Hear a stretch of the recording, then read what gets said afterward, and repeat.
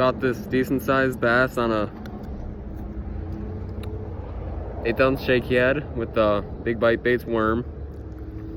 It's a good sized one. Oof. Yeah, so see if we can get another one.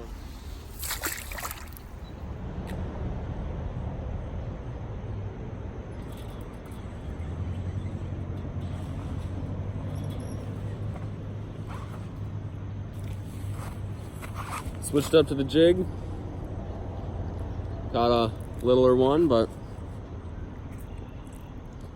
take that all day. Skinny bass on the shaky head again. So I'm gonna make my way down to Prairie Island later today, so we'll see if we can keep the video going.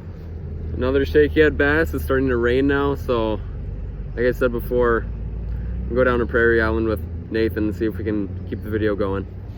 Caught a bigger one on the shaky head. Nice 17-incher. This guy's been actually attacked. You can see by the marks here. Oh, there's a release.